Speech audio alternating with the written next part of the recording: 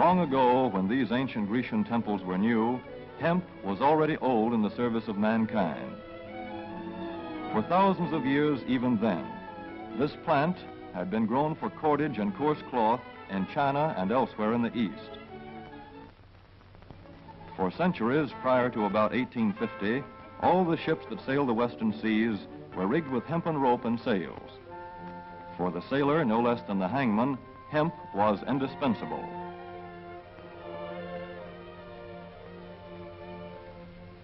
A 44-gun frigate, like our cherished old Ironsides, took over 60 tons of hemp for rigging. Including an anchor cable 25 inches in circumference.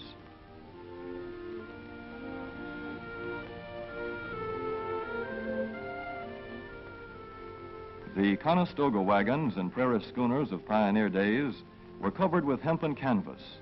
Indeed, the very word canvas comes from the Arabic word for hemp. In those days, hemp was an important crop in Kentucky and Missouri. Then came cheaper imported fibers for cordage, like jute, sisal, and manila hemp, and the culture of hemp in America declined. But now, with Philippine and East Indian sources of hemp in the hands of the Japanese, and shipment of jute from India curtailed, American hemp must meet the needs of our Army and Navy as well as of our industries. In 1942, patriotic farmers at the government's request planted 36,000 acres of seed hemp, an increase of several thousand %. The goal for 1943 is 50,000 acres of seed hemp. In Kentucky, much of the seed hemp acreage is on river bottom land such as this, along the Kentucky River Gorge. Some of these fields are inaccessible except by boat. Thus, plans are afoot for a great expansion of the hemp industry as a part of the war program. This film is designed to tell farmers how to handle this ancient crop, now little known outside Kentucky and Wisconsin. This is hemp seed. Be careful how you use it. For to grow hemp legally, you must have a federal registration and tax stamp. This is provided for in your contract. Ask your AAA committeeman or your county agent about it. Don't forget, hemp demands a rich, well-drained soil such as is found here in the bluegrass region of Kentucky or in central Wisconsin.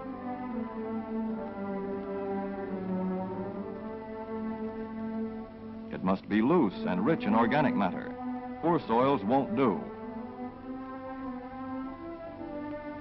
Soil that will grow good corn will usually grow hemp. Hemp is not hard on the soil. In Kentucky, it has been grown for several years on the same ground, though this practice is not recommended. A dense and shady crop, hemp tends to choke out weeds. Here's a Canada thistle that couldn't stand the competition. Dead as a dodo. Thus, hemp leaves the ground in good condition for the following crop.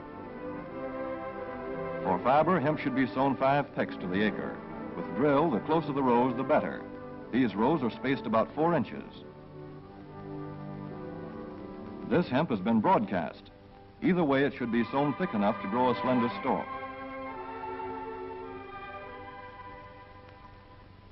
Here's an ideal stand. The right height to be harvested easily, thick enough to grow slender stalks that are easy to cut and process.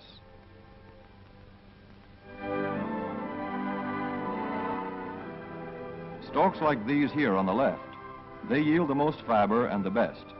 Those on the right are too coarse and woody. For seed, hemp is planted in hills like corn, sometimes by hand. Hemp is a dioecious plant. The female flower is inconspicuous, but the male flower is easily spotted. In seed production, after the pollen has been shed, these male plants are cut out. These are the seeds on a female plant. Hemp for fiber is ready to harvest when the pollen is shedding and the leaves are falling. In Kentucky, hemp harvest comes in August. Here, the old standby has been the self-rake reaper, which has been used for a generation or more.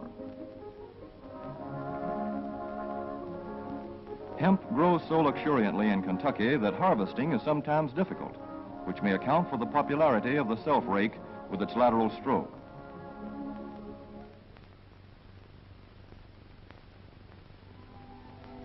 A modified rice binder has been used to some extent. This machine works well in average hemp.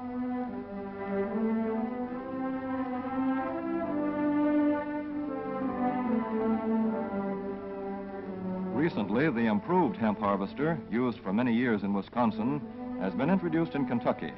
This machine spreads the hemp in a continuous swath. It is a far cry from this fast and efficient modern harvester to the Armstrong model of yore. But here's one kind of harvester, at least, that doesn't stall in the heaviest hemp. In Kentucky, hand cutting is practiced in opening fields for the machines.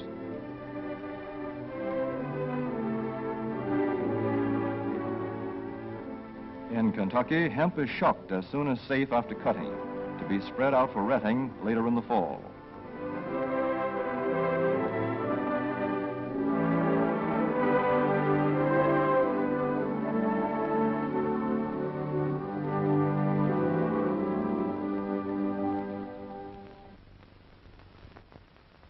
In Wisconsin, hemp is harvested in September.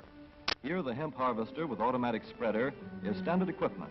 Note how smoothly the rotating apron lays the swath preparatory to retting. Here it is a common and essential practice to leave headlands around hemp fields. These strips may be planted to other crops, preferably small grain. Thus, the harvester has room to make its first round without preparatory hand cutting. Here the machine is running over corn stubble. When the cutter bar is much shorter than the hemp is tall, overlapping occurs. Not so good for retting. The standard cut is 8 to 9 feet.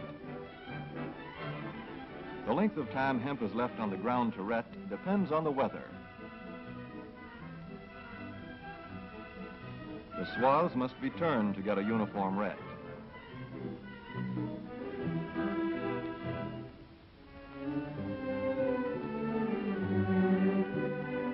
When the woody core breaks away readily, like this, the hemp is about ready to take up and bind into bundles.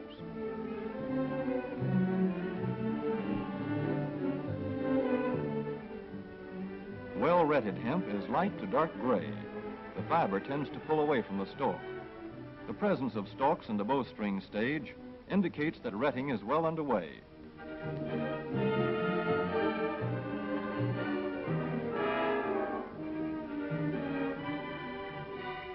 When hemp is short or tangled, or when the ground is too wet for machines, it is bound by hand. A wooden buck is used. Twine will do for tying, but the hemp itself makes a good band.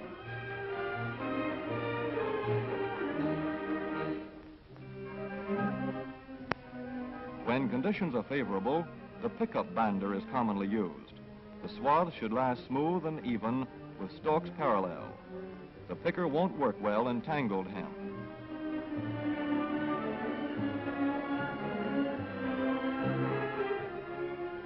After binding, hemp is shucked as soon as possible to stop further retting. In 1942, 14,000 acres of fiber hemp were harvested in the United States. The goal for 1943 is 300,000 acres. Thus, hemp, Cannabis sativa, the old standby cordage fiber, is staging a strong comeback. This is Kentucky hemp going into the dryer of a mill at Versailles.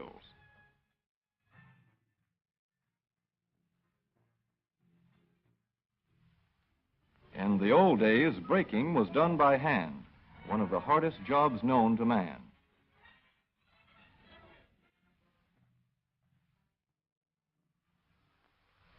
Now the power breaker makes quick work of it.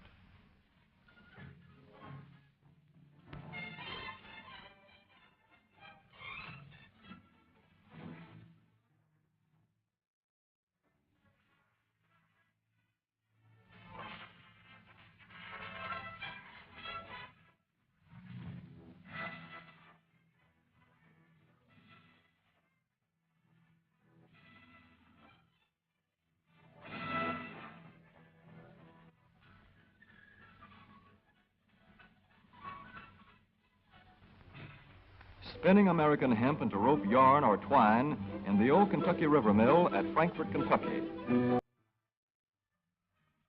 Another pioneer plant that has been making cordage for more than a century.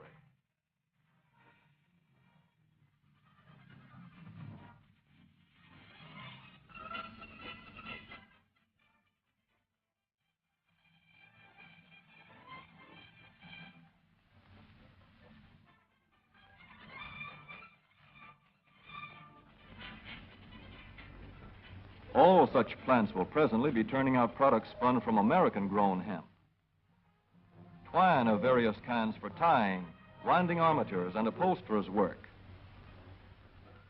Rope for marine rigging.